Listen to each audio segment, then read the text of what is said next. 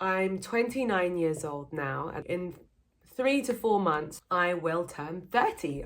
Obviously, I've been reflecting on how my 20s have been. 30 is a big milestone. When you zoom out and you think about it, there should be no reason why this one day of our lives when we turn 30 should be such a momentous occasion. But we live in a world, we live in a society where it has been made a big deal. And obviously, for positives and negatives, you can celebrate the fact that you're turning 30, or it can bring in a flood of feelings and emotions and self-criticism and self-analysis to see, have I achieved everything that I thought I would achieve by the time I'm 30? Or have I achieved everything that is deemed normal or good enough by society to have achieved by the age of 30? I want you to ask yourself now, what do you think it means I've wasted most of my 20s? Like, in your mind, what kind of image comes up? What's your definition of I wasted most of my 20s? Perhaps what comes to mind is that you haven't ticked enough of the society tick boxes that we are told we should have achieved by that age. Maybe it's a certain income, maybe it's to own a property, maybe it's to drive a particular car, maybe it's to have a certain amount of money in the bank account, maybe it's to have X number of friends, or X number of babies, or X number of dogs, or to have reached a certain promotion at work. My definition is none of those things. If I actually look on paper at what I have accomplished and achieved and ticked off the societal list of dreams and goals by the time you're 30, actually I've done a pretty good job. Sure, there are things that I thought I would have done by this time in my life that I have not done, but there's also lots of things that I've done that I didn't even dream that I could have done by the time I'm 30. I didn't think I would be married by the time I'm 30. I didn't think I'd have over 100,000 subscribers on YouTube. I didn't even think about being a YouTuber. That wasn't even part of my plan. My definition of how I wasted most of my 20s was because mentally, I spent the majority of my 20s in a mentality of feeling behind, of feeling like I was behind and needing to chase things and do better because I wasn't good enough. And I don't know where this stems from, because my parents never told me that I'm not good enough. So I'm very grateful that they, supported me in that way. Perhaps it was self-inflicted. Perhaps it was, me striving to be an overachiever to a point where any success story that I heard of, when you hear of, oh, they became a millionaire by the time they were 22. I hit 18, I went to university, I graduated. All of a sudden, boom, you're thrown into adulthood. And all of a sudden, there isn't really anyone to give you a set roadmap. There's no one really to tell you or to help break down your life goals into little baby steps and tell you that you're doing a good job. And all of a sudden, a lot of that is something that you do for yourself. I think I was extremely harsh on myself, and there I was feeling like I was thrust into adulthood and feeling like, therefore, I needed to feel like I had it all sorted out. I needed to, I'm an adult now, so I need to know how to do everything. I need to be brilliant at everything. Grown-ups are grown-ups, and grown-ups have, the ability and the independence and the skill set to do everything. Whereas now, when I look back at me in my early 20s, I just feel so much love and compassion for her, because it's like, well, you were just, a couple of years older than being a child. And it takes time to develop skills, especially life skills. I can look back now and be actually really proud of skills that I've ended up learning over time. How to manage my money, how to communicate, how to organize and time block my time, although that's still something that I'm working on. How to cook, how to keep a clean house and have systems and rules in place that are the ways that we like to run our household. How to take care of my health and fitness. Like, there's so many things that are skills that I now have nearing the age of 30 that I did not have in my early 20s.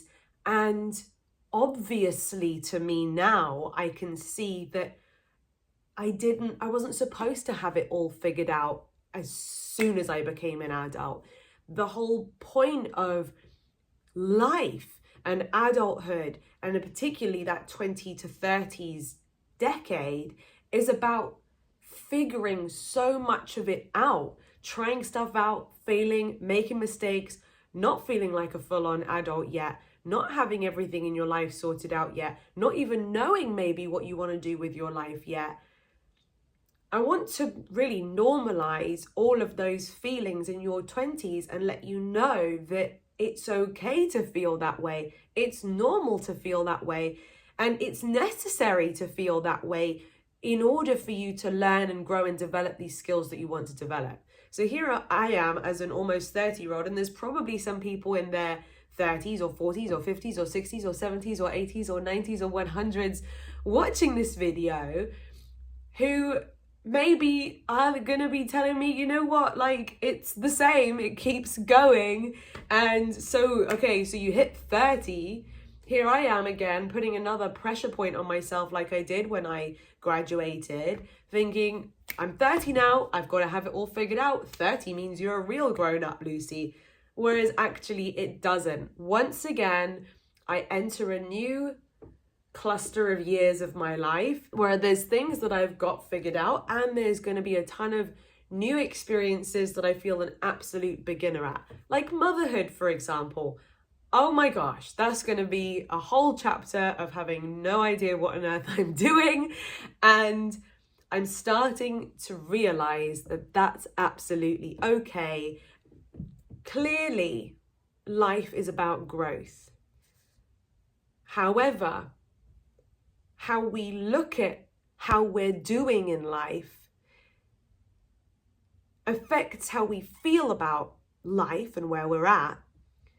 And therefore, either means that we're feeling good about ourselves and happy where we are right now, or it means we're not feeling good about where we are and feeling unhappy with where we are right now. Life is going to be a whole never-ending series of stuff we figured out and new stuff that we haven't figured out. Stuff that's working and stuff that's not working. A goal that we're proud of ourselves that we've reached, and a to-do list that will never, ever, ever end. And so all we really have is a choice of whether we feel good about ourselves and when we're kind to ourselves and happy, enjoying exactly where we are right now,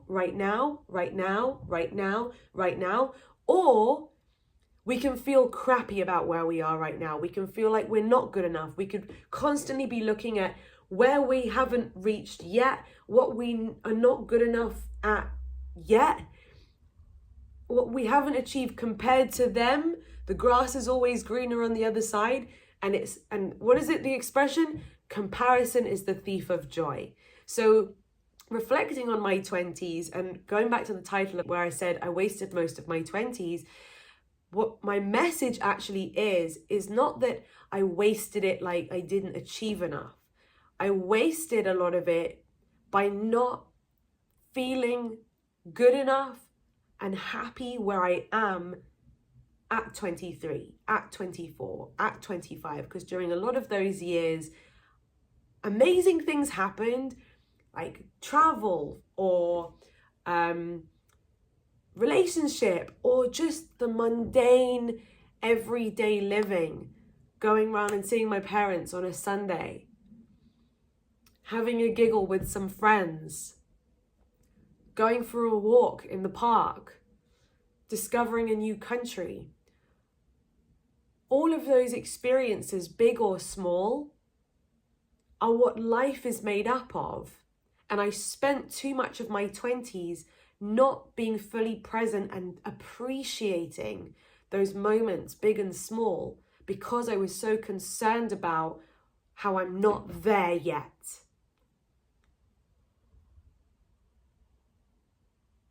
While you're striving to achieve all the things that you may want to achieve in your life, do it kindly to yourself.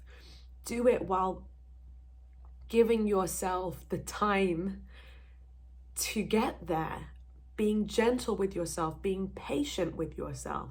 Patience is definitely something that I could have had more of with myself, with my goals, and with my growth. And any time where I was feeling like I'm not good enough, like I'm not where I should be, like I'm not there yet, like I'm frustrated and feeling stuck and pushing myself and trying to force things to happen faster, just know that none of those feelings helped me to achieve any of the things that I have achieved in my life up until this point. The things that have blossomed and grown and experiences I have that I can feel truly proud of, things that I have ticked off my list by the age of 29, are all things that happened out of excitement, joy, and passion, out of not putting pressure, not over criticizing or analyzing myself, not over comparing myself where I am compared to where somebody else is. Those are all the areas in my life that have blossomed and grown. I think I was under a false impression that I had to be cracking the whip over myself in order to achieve things, almost as if I didn't trust myself that I would feel motivated enough to actually move forward in my life if I wasn't cracking that whip on myself. So that's a false narrative. Your natural state of being is expansion. Sometimes you're going to feel more inspired to do things than others. If you need to reflect, rest, and slow down, that can be the best thing sometimes for your growth and elevation. Obviously, don't turn into a lazy bum if you have goals that you want to achieve. But I think that I'm probably speaking to more people who are hard on themselves in their minds and impatient about wanting to grow, compared to people who just really have no aspirations in life at all. I'm guessing here that you do probably have some goals that you want to achieve, or have some boxes in life that you want to tick off. And it's all about a choice of how we feel about ourselves and how we treat ourselves in the process of achieving anything. When I achieved 100K, it felt amazing, 100,000 subscribers. I know this sounds ungrateful, but now that that's not fresh news to me, my own brain is starting to feel like a failure that I haven't achieved 200K yet. 200K was never even a goal of mine in the first place. 100K wasn't even a goal of mine in the first place. I was like, it would be cool to do this YouTube thing. But it's fascinating how as soon as you tick one thing off, my brain has automatically started to go, that can't be good enough just to rest there. There's got to be more. There's got to be another. Now, of course, there can be another. I can have fun along the way and strive for the next milestone. What I'm practicing is not feeling like a failure and being hard on myself because I haven't reached another step in my future yet. That's what the future's for, darling. I recently watched the Disney movie called Soul, and I got a huge message from that movie. Let me know if you've seen that movie too and if you enjoy it. I'm going to share the message I learned from the movie. So if you don't want to hear anything about it and you don't want any spoilers because you want to go watch it yourself, then maybe skip past this part of the video. But I'm not really going to be ruining it for anybody if I share this. So here's the message I got from Soul. There's a main character. He's a jazz musician. His passion for music dominates his life. It's what makes him happy. And he set himself a big life goal to be a successful jazz musician. But as it turned out, he's a sort of middle-aged character, it seems like, and things in life haven't gone the way he planned them to. And he's teaching music in a school, and you can tell he feels unfulfilled because a lot of these children really don't have the same passion for music as he does, and he's trying to teach these kids who just don't really care. So this is a spoiler. Pretty early on in the movie, he gets his big break. He gets an opportunity to play at this jazz club with this jazz legend. He's so happy that he gets the gig that he walks home totally just in his own world, and he ends up falling down an open manhole and dying. Then next thing you know, all of a sudden he's on a conveyor belt going to the great beyond, to the celestial afterlife. And he's totally shocked and upset and angry because he's like, what? The day that I get my big break is the day that I die? No way. I've got to go back. My life is just starting, he says. So he tries to jump off the conveyor belt. Things happen. I'm not going to tell you the whole plot line of the story. Fast forward, he manages to get back down to earth. However, he's in the body of a cat, and a baby, fresh new soul is in his body. You'll have to watch the movie to find out why on earth that happens. But the point is that all of a sudden, this fresh new baby soul, this other person, is looking at this man's life through this man's eyeballs. It's like this other person has been dropped into our universe, dropped into this man's life with a fresh perspective. This soul sees the things and appreciates the things that the musician totally took for granted. The way that the breeze blows through the leaves in the trees. The taste of pizza was like a mind-blowing experience for this baby soul. The way that the breeze from the subway vent flapped his clothes, like this baby soul was loving and adoring and feeling so fulfilled and satisfied by all of these quote unquote small moments. The jazz musician felt like he wasn't living his purpose, and he thought that his life purpose was to become this big jazz musician. This baby soul doesn't know what their purpose is still looking for their purpose, and says to the jazz musician, maybe my purpose could be walking or gazing at the sky. I'm really good at those things. I love doing that. The jazz musician says, no, silly, that can't be your purpose. That's just regular old living. Then what ends up happening is that we as the audience completely have a perspective change. And this moment in the movie makes you realize that actually that regular old living is what life is really about.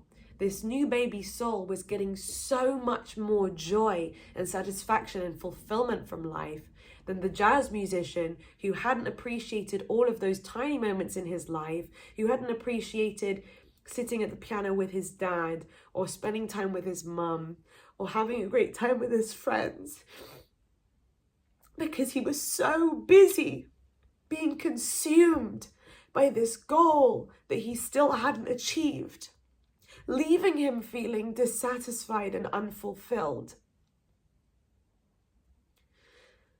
So then they end up going back to the celestial realm, and the celestial realm confirms that, he says, playing jazz and being the greatest jazz musician, that's not your life purpose. That's not your spark. That's not what life is about. That's such a basic way of looking at life. Sure, it's one part of life, but life is for living.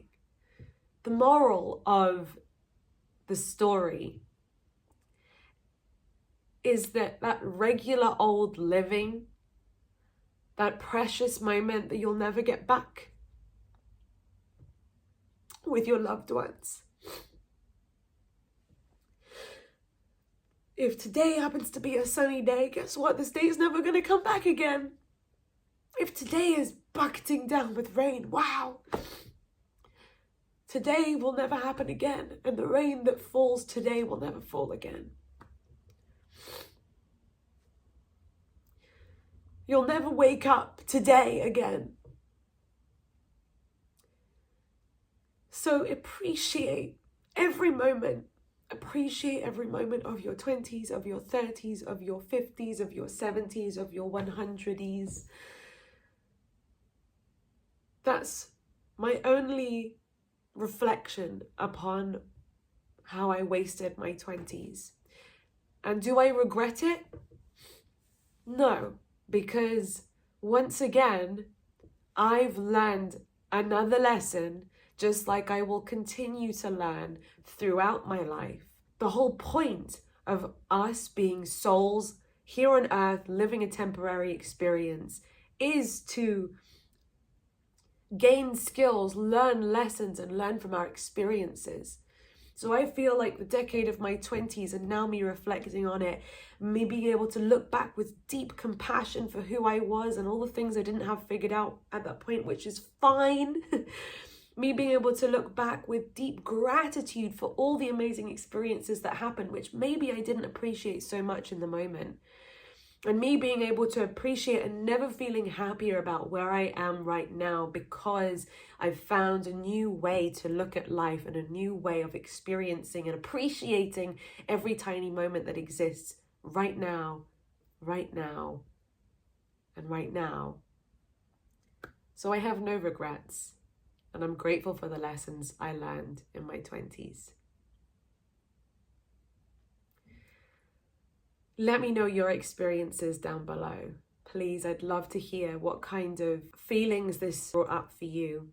If you had a realization, if you started to see and appreciate life differently, if you had a breakthrough like that yourself at one point in your life, or if this was the breakthrough moment that you needed, let me know in the comments. I love you and appreciate you all so much. I'm so grateful that the universe took me on a path where I ended up building this community, which, like I said, was never part of my plan. But boy, am I so grateful, so glad and grateful that I did.